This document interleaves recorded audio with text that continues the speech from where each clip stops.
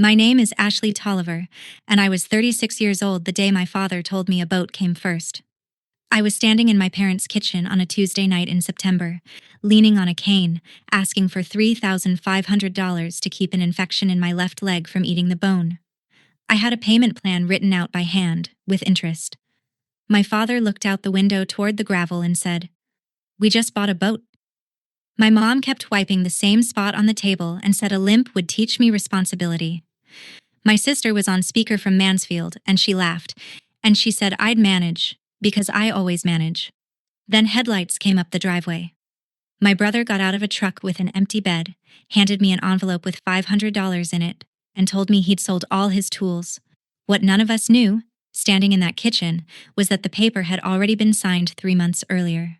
What I did about it, 9 months later, is the part I still think about at 4 in the morning.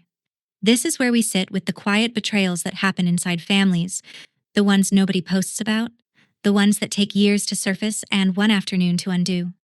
If you've ever been the one holding something together while somebody else got handed the keys, stay with me, drop a comment, and be sure to subscribe. The Tolliver shop sits behind my parents' house on 11 acres off Half Moon Road in Ashland County, Ohio. My grandfather Emmett put up the first building in 1968 with a borrowed crane and a banknote he cleared in 9 years. By March of 2025, we were 11 people and about $2.3 million a year, almost all structural steel. Stairs, rails, mezzanine framing, the bones inside buildings nobody ever looks at. I ran quality control and I wrote the bids. I also welded better than anybody on that floor, which is not a thing you're supposed to say about yourself. So I'll say it once and move on. That Thursday morning, I was checking preheat on a thick joint for a stair stringer order, temp stick in my glove, when the rack behind me let go. It was a cantilever rack we'd been overloading for 6 years. I had written it up twice on the monthly safety walk. Both times, my father read the sheet, folded it in half, and said we'd get to it when things slowed down. Things never slowed down. A bundle of square tube came off the second arm and caught my left leg below the knee. I heard it before I felt it. That's the part people don't believe. There's a sound like a green branch going, and then about 2 seconds of nothing at all. And then the whole world narrows down to one white point about 8 inches long. Travis got a tourniquet on me out of the first aid box while Dale ran for the phone. My father came out of the office at a dead run, which for a man his size is a serious thing to watch. He went down on the concrete next to me and put his hand on my shoulder. And the first thing he said, with my blood already on his sleeve, was not what you would think. What he said was that I shouldn't tell the squad guys anything about the rack. I want to be fair to him, so I'll tell you he said it the way you'd swat a wasp off a kid. Fast, not thought through. He rode with me to the hospital in Mansfield, and he held my hand in the bay, and he did not leave until 2 in the morning. It was an open fracture of the tibia. They put a rod down the middle of the bone that night, which is exactly what it sounds like, and it is a good surgery, and it usually works. Around midnight, on the good drugs, I asked him about the first report of injury. I know the form. I'd filled one out for Dale when he took a grinder to the forearm in 2019. My father said, "We'll handle this in-house. Put it on the company insurance and I'll square it up." I said the state fund covers work injuries at 100%, and there's no deductible, and it's not optional. He said Monday. I made him say it twice. When I got home 4 days later, I wrote it on the wall calendar in the kitchen in pencil, on the Monday square, BWC. 2 weeks after that, I asked him again, standing in the shop office on crutches, and he handed me a claim number on the back of a receipt. I put it in my phone under claim.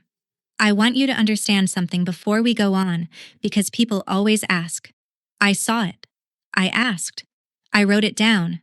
I asked again. I kept that number in my phone for 5 months, and I did not find out what it actually was until my leg started running a fever the shop couldn't fix. I was back on the floor in 8 weeks on crutches because nobody else could read a shop drawing well enough to keep the bids honest. My father cleaned off the long bench by the layout table and set a stool there so I could sit and work. He did that himself, with a wire wheel, on a Sunday. That's the kind of thing he did. Behind that bench is the wall. If you have never been inside a fabrication shop, here is the part worth knowing. When a welder qualifies, they weld a test plate and somebody cuts coupons out of it and bends them in a jig, And if the coupon opens up a crack, you failed. If it folds over clean, you passed. And Emmett Tolliver started nailing the bent coupons to the wall behind the bench in 1968, each one with a little aluminum tag stamped with a name and a date. Emmett's are up top, black, with more than 50 years of shop air. My father's are next. Then 24 men who came and went. Then a stretch about 6 feet wide that is almost all mine. 2009, when I qualified in the vertical and overhead positions at 19. 2011, 2014, 2016. 2 from 2020, from the week I sat for my inspector exam. My father used to walk customers past that wall and he'd tap the 6 feet of it and say, "That's my daughter's." And then he'd say, the thing his father used to say, "A well doesn't care whose daughter you are." He meant it as a compliment. I took it as one for 20 years. On the lathe across the aisle, there's a brass plate with 3 names on it from when the machine was rebuilt. All 3 of them are men. I never once thought about that until August, when my legs started running a fever the shop couldn't fix. It started as heat. Then the incision at the top of the shin started weeping, and I ran 101 for 2 days, and I went in. Dr. Ruth Halverson is a trauma orthopedist, and she does not soften things, which I appreciated then, and appreciate more now. She put the images up and said the hardware was infected and the infection was in the bone, osteomyelitis. She said the plan was to open it, take out the dead bone, exchange the rod, and run 6 weeks of antibiotics straight into a vein through a line in my arm. I asked how soon. She said within 2 weeks. And then she said the sentence I still hear. She said, "If we wait past that, we'll be having a different conversation." She did not say the word amputation, and she didn't have to. The scheduler called Thursday. The surgery center wanted the balance of my deductible up front before they'd put me on the board. $3,500. I called the insurance line to fight it, and the woman was kind and completely immovable. My plan had already flagged the claim. Work-related injury, she said. It belongs to the state fund, not to us. Submit it through the Bureau. So I called the Bureau of Workers' Compensation, and I gave them my name and my social and the claim number my father wrote on the back of a receipt. The woman put me on hold for 4 minutes. When she came back, she said there was no claim under my name. Ever. Not denied. Not pending. It did not exist. The number in my phone was a steel mill order number. I had $940 in savings. My truck payment was due the 11th, and my surgery window was closing. So on a Tuesday night in September, I drove the 4 miles over to my parents' house. I did not sit down. I stood at the end of the table with my hand on the cane, and I laid it out the way I lay out a bid, because that's the only way I know how to ask for anything. The number, 3,500. The deadline, 11 days. What it was for, in plain words. The rod in my leg is infected, and the infection is in the bone. And if it isn't cut out, we stop talking about the leg working and start talking about whether I keep it. Then the plan. I'd sign a note, 6%, which is more than they'd get anywhere, payable at $400 a month starting the 1st of November, and I'd let them hold the title to my truck. My mother kept wiping the same spot on the table the whole time. My father looked past me and out the window over the sink, toward the gravel, where there was a used 21-foot Bayliner sitting on a trailer with a cover on it. $18,400. He'd had a guy paint Marlene Sue across the transom in gold letters. He said, "We just bought a boat." He didn't say it cruel. He said it the way you'd say the road was closed. My mother finished the spot she'd been wiping and folded the rag and said, "A limp will teach you responsibility." Nothing else ever did. My sister Heather was on speaker from her kitchen in Mansfield, half listening the way she does, and she laughed, one short, honest laugh, and she said, "You'll manage, Ash. You always manage." And there it was, all 3 of them, inside about 90 seconds. I want to tell you I said something. I didn't. I asked my mother if I could have a glass of water. She got me one. I drank all of it standing there, and I set the glass in the sink. And I said, "Thank you for hearing me out." And I went out the side door. My father followed me as far as the step and said he'd ask around about a payment plan at the hospital. I said that would be good. I was halfway across the gravel to my truck when headlights came up the drive. It was Travis. My brother is 5 years younger than me, and he has never in his life been able to hide anything, which is a hard way to go through a family like ours. He backed in next to my truck and got out, and the bed of his pickup was empty. That morning, it had been full. He kept a small welder in there, and a drill kit, and 3 grinders, and a rolling box he'd been filling since he was 17. He handed me a bank envelope with the flap tucked in, $500 in 20s and 10s. He said, "I sold all my tools." Then he stood there with his hands in his jacket pockets like a kid outside a principal's office and said he was sorry it wasn't more, and that he'd gotten lowballed on the grinders. I tried to give it back. I barely got started before he stepped away from me, out of reach, which is a thing you can do to a woman on a cane, and he knew it, and he did it anyway. He said he could borrow whatever he needed off the shop. He said Kaylee was fine with it, and I knew that was probably not the whole truth. Then he asked me, in this careful voice, whether the claim number Dad gave me was working out, because he'd wondered about it. That's when I understood he thought it was real, that he'd been carrying it around in his head like a fact. I told him it was being sorted. I don't know why I lied. He hugged me, badly, around the cane, and got in his truck and left. He did not know what was coming. Neither did I.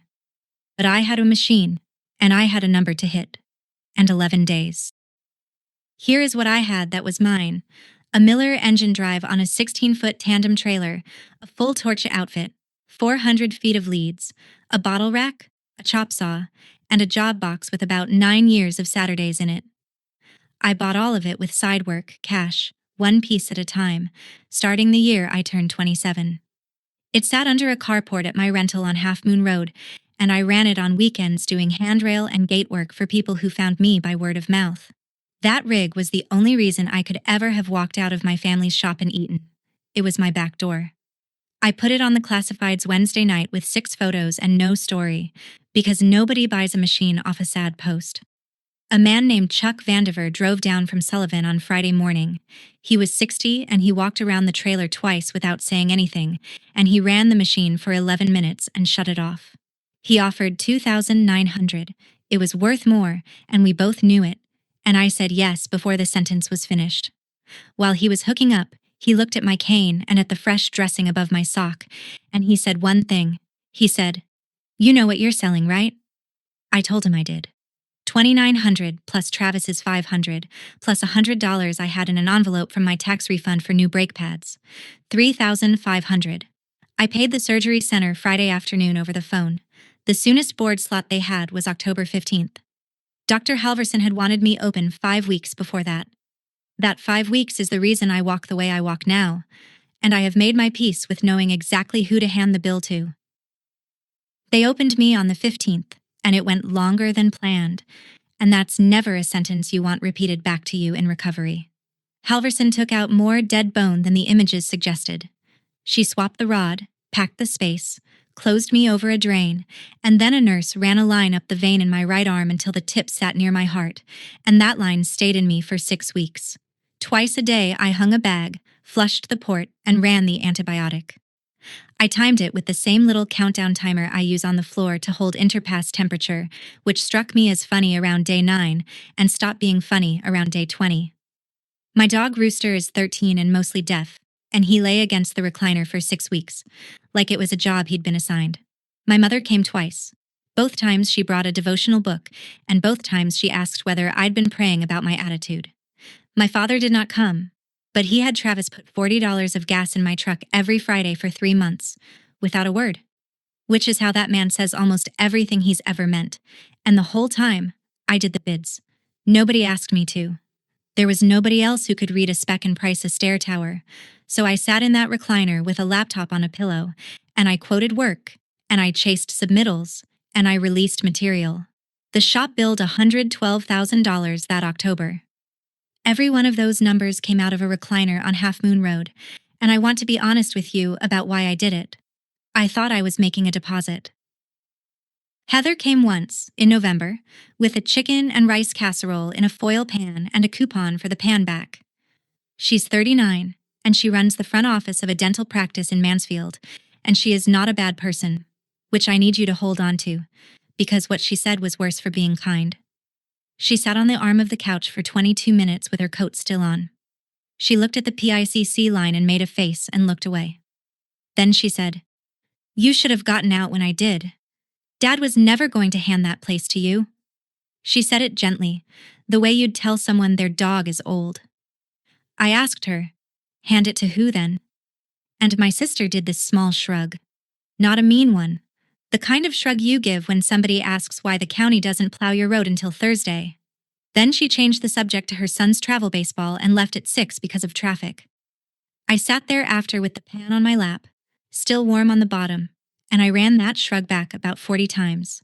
Because a shrug is not an opinion. A shrug is a person telling you they think you already know something. Heather had been out of that shop since she was 18. She had no dog in it. So whatever she knew casually, and that meant it had been said out loud somewhere, at some table, on some evening, in a house 4 miles from mine. 3 weeks later, the general liability renewal came into my work email. I open all of those. It's my job. A certificate of insurance is a boring one-page document that says who is covered and for how much, and general contractors will not let a truck through the gate without a current one. Ours came from the agency in Worcester every year in the first week of December, and it came to me because for 8 years I was the quality and compliance contact for Tolliver Iron and Fabrication, and my email address was the one on file with every customer we had. I opened it on my laptop on a Tuesday morning with the line still in my arm. Coverage limits? Fine. Effective dates? Fine. Additional insureds? Fine. And then the named insured line. Tolliver Iron and Fabrication LLC, Travis W. Tolliver, member. Not Ward Tolliver, not Ward and Marlene Tolliver, which is how it had read every year since 2011. Travis. My first thought, and I am telling you this because it is the most embarrassing true thing in this entire story, was that the agency had made a typo. My literal first act was to start typing a correction email to a woman named Sandy so she could fix it before it went out to customers. I got 2 lines in, then I stopped, and I sat back, and I looked at that word, member, because an agency doesn't invent a member. An agency copies whatever the state has on file. Before I hit send, I opened the Ohio Secretary of State Business Search in another tab. It's free. Anybody can do it. You type in a name. The filing history came up in about 2 seconds. Articles of Organization, 2011, when Dad converted from a sole proprietorship. Then annual nothing, the way it should be. Then an amendment. Filed June 12, 2025. Membership interest transferred in full. Travis Ward Tolliver, sole member. My father's name is not on the shop he ran for 38 years, and my name is not on it either, and it was done on the 12th of June. I broke my leg on the 27th of March. I stood in that kitchen on the 9th of September, so my parents signed the entire business over to my brother while I was on crutches, and then, 3 months later, they sat at a table and listened to me explain what an infection does to bone and told me about a boat.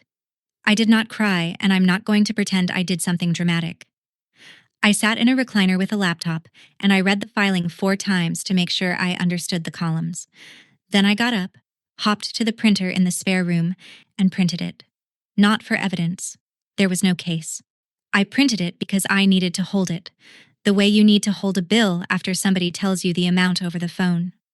I sat there with a public record on my kitchen table and did the arithmetic I'd been avoiding for 8 years.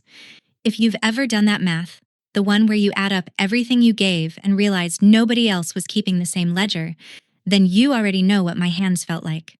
Tell me about it in the comments. And subscribe, because this gets worse before it gets clear. The next morning, I drove out to the shop and asked my father one question.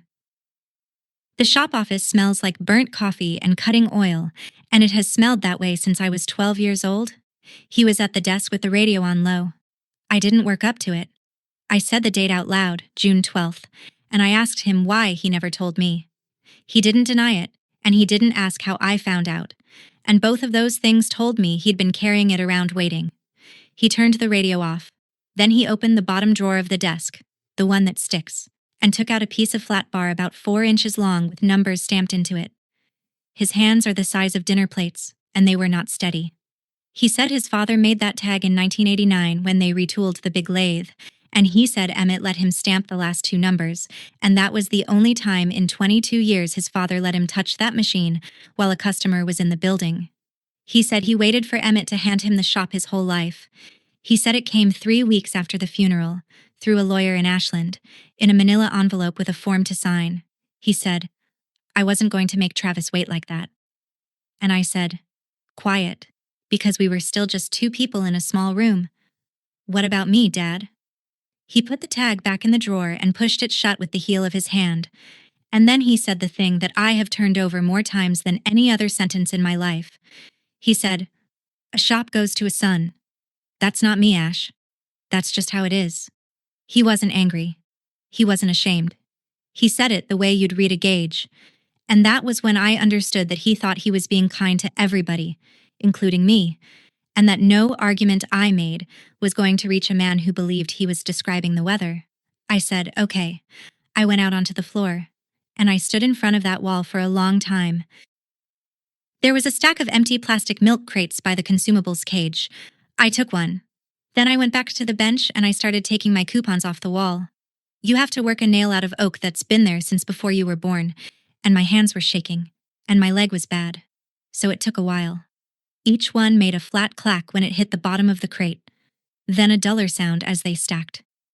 2009, 2011, 2014, 2016, both from 2020.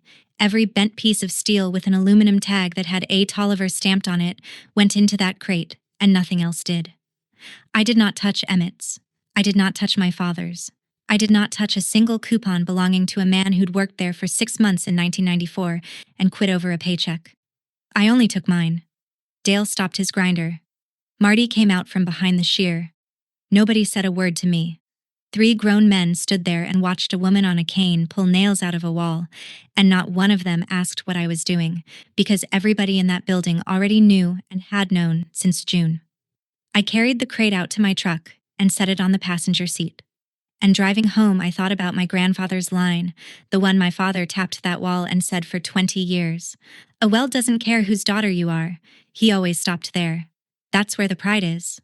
But I was 36 years old that day, and I finally heard the rest of it. The half nobody in my family ever said out loud, which is that a well doesn't care, and people absolutely do. That crate rode on my passenger seat for the next 3 months. It is the reason I knew exactly what was mine and exactly what wasn't. And later on, that turned out to matter more than anything else I owned. In January, they took bone from my hip and packed it into the gap in my tibia. Halverson showed me the films before and after and did me the courtesy of not dressing it up. She said the defect was bigger than it would have been in August. She said the graft should take. And it did. And it healed. And I am grateful for that every single day I go up a ladder. But the leg came back about half an inch short. She measured it twice on the table and wrote it down and told me to expect a limp for the rest of my life, and that a lift in the shoe would help my back, but wouldn't fix the gait. I bought a heel lift at the orthotics place out on Route 42 for $34. It's a piece of dense foam the color of a bandage, and it goes in my left boot, and I replace it about every 7 months. So here is the ledger on that. My mother said a limp would teach me responsibility. She was right, in the worst possible way, and the tuition was 5 weeks. I have never once said that to her. I don't want the satisfaction of it, and I don't think she'd hear it anyway. I went back to work part-time on the 2nd of February, half days, sitting where I could. Somebody had moved the stool from my bench. It turned up in the paint room, and my brother was sitting in the owner's chair in the office, in a clean flannel shirt, looking like a man who'd been handed a suit that fit somebody else. Travis is a good hand. I want that on the record. He fits well, he's fast with the tape, he'll work through lunch and never mention it. What he cannot do is paper. He'd come find me 8, 10, 15 times a day. What's an interpass temperature and why does the customer care? Which of these 3 procedures do I hand the guys for a 1/4-inch fillet? The general contractor wants a submittal. What's a submittal? He knew every one of those things in his hands. He'd been doing them since he was 9. He just had never had to know their names, because for 8 years the person who knew their names was standing 20 feet away. The 3rd week he shut the office door, which he never does, and sat on the edge of the desk and said he didn't ask for this. He said, Dad brought papers over on a Thursday night in June and said, sign here. And he signed. He said he didn't read them. He said Kaylee cried and he thought it was because she was happy, and it turned out it wasn't. Then he asked me if I was mad at him, and I told him the truth, which was no. That was the worst part, and it took me a while to work out why. Because as long as I was angry at Travis, he was still my brother and we were still on the same side of something. The minute I wasn't, he was just the man on the other side of that desk. Then he asked me, very quietly, if there was a way to give it back. There wasn't. And at the end of February, Kestrel called about the biggest job we had ever bid. Kestrel Construction is a general contractor out of Columbus, and they were putting up a distribution center off Interstate 71 near Mansfield, 400,000 square feet. Our scope was the stairs, the rails, and the mezzanine framing. $840,000. For a shop our size that isn't a job, that's a year. I wrote that bid myself in November from a recliner with a line in my arm. And I'll tell you why we won it. Because it matters for everything that comes after. The specification on that project required shop inspection of the welding by a certified welding inspector. Most shops our size don't have one on staff. They hire a third party by the hour, plus travel, plus the schedule risk of waiting on somebody else's calendar, and that cost goes into the number. We didn't have to. We had one in the building, salaried at $58,000 a year, who also happened to be the person writing the bid. That's the whole margin. That's how a shop with 11 people beats two shops with 30. My father signed the contract on a Tuesday. My brother signed the contract on a Tuesday, since his was the name that mattered now. Everybody shook hands in the office and my mother brought in a sheet cake from the IGA. Not one person in that room asked me whether I was planning to stay. It genuinely did not occur to them to ask. And I want you to sit with that, because it is the entire story in one sentence. That afternoon, I pulled a file I hadn't touched in 3 years. I still don't know what made me open it. It was the 2023 stringer job. A run of stair stringers and landing connections for a fitness building, a school addition, and a church. All three off the same procedure. I don't know what put it in my head. Something about the thick joint on the Kestrel drawings rhymed with it. The way a smell gets you. I pulled the folder out of the cabinet and opened it on the layout table and read my own writing on the procedure I wrote for that job. Preheat. Minimum. At the heavy end of that connection. And I looked at the number and my stomach did a small thing that I ignored. Preheat is not a formality. You warm the steel before you strike an arc so the heat doesn't run out of the weld too fast, because if it cools too fast on thick material, you can get cracking that doesn't show up for days. Days. The code gives you a table. Thickness on one side, minimum temperature on the other. It is not a judgment call. I was going to go get the book and check the table. I was actually walking toward the shelf. Then the phone rang in the office and Travis started saying my name in the voice he uses when a customer has him cornered, and I turned around and I closed the folder, and I put it back in the drawer, and I went and answered the phone. That night, I printed my own inspector's copy of it, the way I have done with every document I have ever signed my number to, and I set it on top of the file cabinet in the spare room at my house. That folder sat on top of that cabinet from the end of February until the middle of June. I need you to remember that, because of what it cost me later. In the first 2 weeks of March, we lost our two best hands. Marty took a job with a bridge outfit in Cleveland for $9 more an hour, and Dale turned 66 and went to Florida to be near his grandkids. That left us thin on the flux cord work right as the Kestrel material started landing. On a Wednesday in the middle of March, my father came into the QC room with a blank welder qualification form and set it on the desk in front of me. He wanted Travis on the record as qualified for the vertical position with that process. He said it plain, sign it. I said Travis has to test. He said, you've watched that boy weld since he was 9 years old. You know he can do it. And he was right, more or less. Travis can weld. That was never the question. The question was that my signature on that form means one thing and one thing only, which is that I personally watched a test, and the coupons were bent, and they passed. It doesn't mean I have an opinion. It means I was there. I told him that, calmly, twice, and the second time I said the other half of his father's line out loud for the first time in my life. I said, a weld doesn't care whose son he is either. He looked at me for a long second. Then he picked the form up off the desk, tapped it square on the edge like a man tidying a deck of cards, and walked out. He didn't argue. He didn't slam anything. 3 months later, I would understand why, and I have wondered ever since why that didn't frighten me more at the time. They still did Sunday dinner. I still went, which surprises people, but 4 miles is 4 miles, and I wasn't ready to be a person who didn't go. That Sunday in the middle of March, the room had a temperature to it before the plates came out. Heather said I was making things hard on everybody down there. My mother said the shop had fed all of us and everyone has to give something up for it, and then she asked me to pass the corn. Travis didn't eat. My father talked about a bearing on the ironworker like nothing else existed. Nobody said the word signature. Nobody said the word June.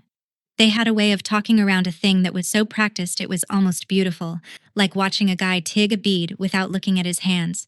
And through the window over the sink, out on the gravel, sat the boat. Cover on. Tires, flat-spotted. And I did the arithmetic while my sister talked about a dentist retiring. Bought in June, and it was March.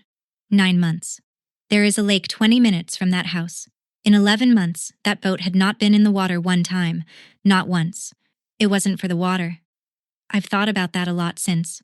I don't fully understand it even now. But it wasn't for the water. I helped my mother carry plates to the sink because that's what I do. And I said goodnight to everybody, and I drove the 4 miles home, and I sat down at my kitchen table and typed 2 pages.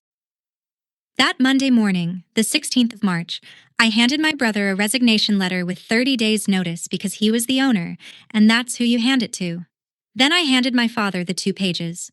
Page 1 was every welding procedure the shop was running that would have to be requalified, and why, and what it would cost, with the 2 vendor numbers I had already gotten. Page 2 was every welder qualification currently in force, whose it was, which process it covered, and the date it would lapse under the continuity rule if that man didn't run that process at least once every 6 months. That rule is not mine. It's in the code. A welder is qualified until he goes 6 months without using the process, and then he isn't. And it does not matter one bit how good he is. Page 2 also listed the clause in the Kestrel contract requiring shop inspection by a certified welding inspector, the date of the insurance audit, and one line at the bottom stating that all company procedures and qualification records were being left in place, printed and bound in file cabinet 2. I read page 1 out loud to him. He stood there with his arms folded and let me finish. Then he took both pages, folded them in half, and put them in the pocket of his shirt without looking down. He said, "We'll be fine. My dad ran this place with a pencil." That's the whole conversation. 30 days later, I clocked out for the last time and walked to my truck carrying a plastic milk crate of bent steel and a plastic card with my name and an inspector number on it. That was all.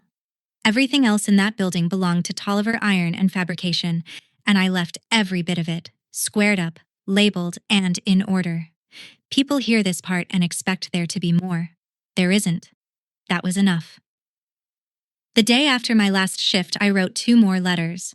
And these are the ones people get wrong when I tell this story, so I'm going to be careful. One went to Dean Whitaker, the quality manager at Kestrel. One went to the certification body. Both said the same 4 things. As of this date, I am no longer employed by Tolliver Iron and Fabrication. As of this date, I am no longer their quality representative.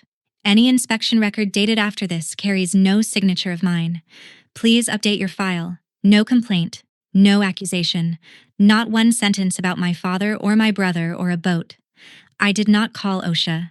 I did not call a customer. I did not take one of their procedures or one of their qualification records out of that building. What I did was the paperwork a person in my position is required to do, and the only way to get it wrong would have been to stay quiet and let my name sit on a file I wasn't standing behind anymore. Lorraine Pike, who tutored me through the inspector exam back in 2020 and has 40 years in, read them both over coffee and handed them back. She said, "Do they understand what you just took off the table?" I said they think I took a coffee cup. Kestrel wrote back in 11 minutes. 11. Dean Whitaker acknowledged receipt and asked, politely, who Tolliver's replacement inspector would be, and copied my father and my brother on it. People asked me if that felt good. It didn't. It felt like shutting the lights off in a building I helped put up. If you've ever had to do the correct thing while everyone around you called it revenge, you know the difference. Tell me about yours below and subscribe, because you'll want to see how this lands. There is one more thing I did on that same Monday in March, and I want to tell it straight. I filed a first report of injury with the Ohio Bureau of Workers' Compensation for an accident that happened on the 27th of March, 2025. In Ohio, you get 1 year. I filed with 11 days left. I want to be very clear that I did not sneak. You can file it yourself online in about 20 minutes, and the fact that an employer never filed it does not close the door on you. And if you take nothing else from this story, take that. I put the date of the accident, the rack, the 2 safety walk write-ups, the hospital in Mansfield, the rod, the infection, the second surgery, and the surgery center payment. Then I printed a copy and drove it to the shop and put it in Travis's hand, because he was the owner and he had a right to know before the mail told him. He read the first page standing in the parking lot in the rain. He looked up and asked, in a small voice, if he was going to be in trouble. I said, probably some. I said I was sorry. And then I said I was filing it anyway, and I got in my truck.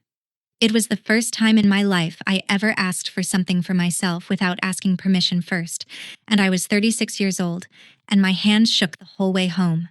That claim sat quiet for just under 3 months.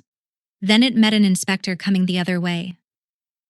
I rented a bay in the industrial park on the north side of Ashland for $900 a month, 2,400 square feet, 1 overhead door, 3-phase power, and a roof that leaked over the corner I put the desk in.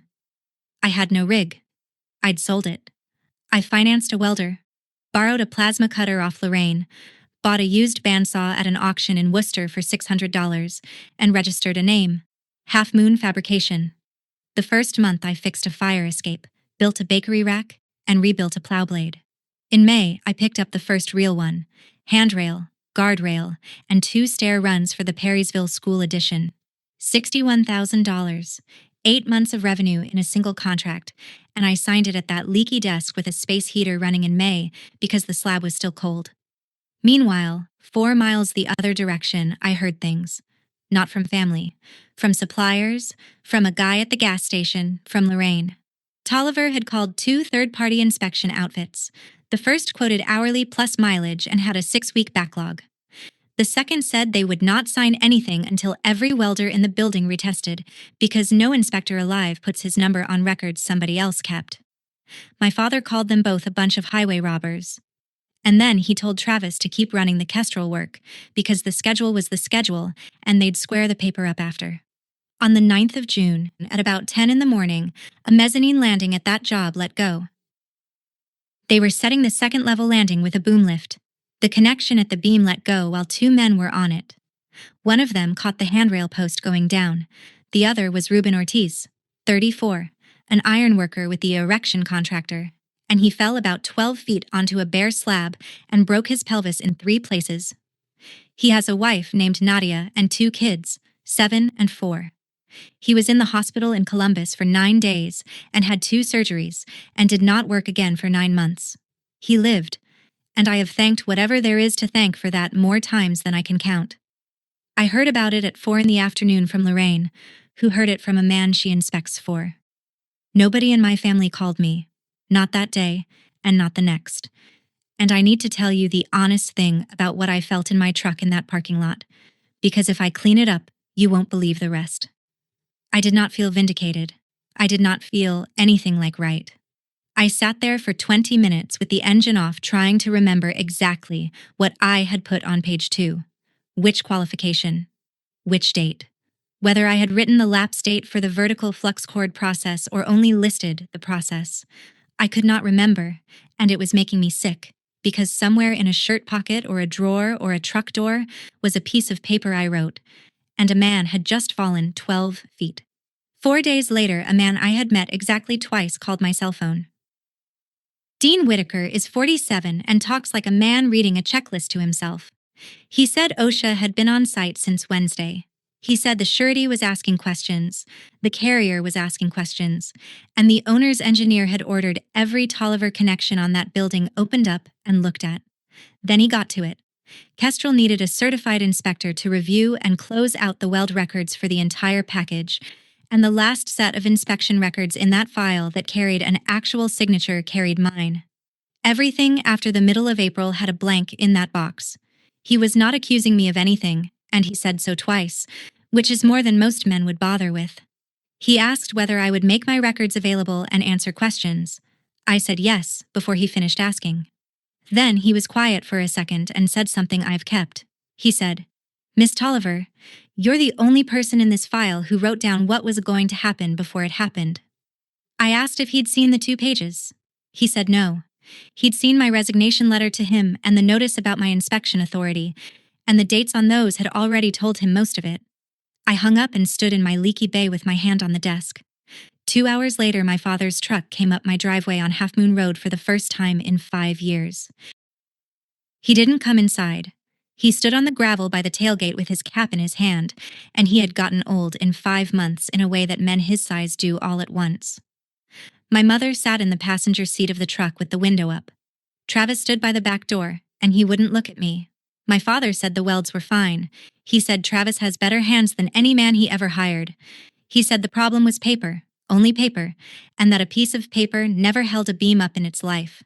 What he wanted was 2 signatures, one saying Travis's qualification for that process was current on the day he ran those joints, one on a continuity log, filled in backward for the months nobody had kept it. He said, "It's just paper, Ash. The welds are the welds." Then he did the thing I had not prepared for. He said if I signed, he'd have the lawyer in Ashland move the whole company into my name in the morning. The shop, the building, the 11 acres if I wanted it. He said it fast, like a man laying a card down he'd been holding too long, and his voice broke on the word morning. 20 years. Everything I had ever wanted out of that family, standing in my own driveway in a work shirt, offering it to me. And from inside the truck, my mother rolled the window down about 4 inches and said, "A limp taught you responsibility. Use it."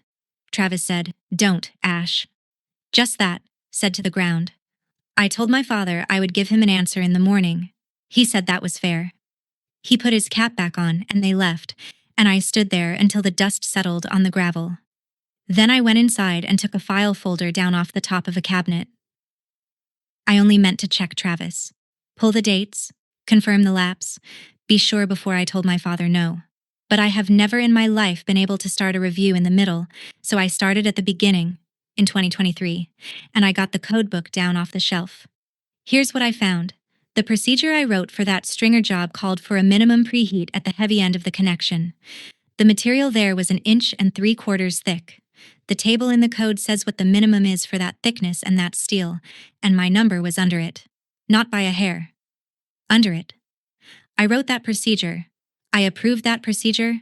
My signature is on the bottom of it in blue ink, and it went out to the floor, and men ran it exactly the way I told them to, because that is what a procedure is for. 3 buildings got those stringers and landings. A fitness center in Worcester, a church outside Loudonville, and a school addition in Perrysville, which is the same building where Half Moon Fabrication had a $61,000 contract for handrail, and which is the reason I know what my own signature is worth, because I sat at my kitchen table at 1 a.m. and did the arithmetic on what saying it out loud would cost me. 8 months of revenue. My first real customer. My name on a non-conformance report that every general contractor in 3 counties can pull up. And underneath all of it, a thing I had been wrong about since I was 16 years old, which was that I was building a claim on something. I wasn't. I never was. There was no ledger, and there never had been. What I had actually been building for 20 years was the only thing in that entire story that nobody could sign over to anybody, and it was worth exactly as much as I was willing to tell the truth about it. I typed until 4 a.m. Then I printed 2 copies and drove to Mansfield. The Kestrel job office is a white construction trailer on blocks at the north end of the lot, off Interstate 71, and at 7 a.m. the generator outside the door was already running and the window unit was dripping onto the step. Dean Whitaker had coffee from the night before. I gave him a non-conformance report, 11 pages, written and signed by me, with my inspector number under my name.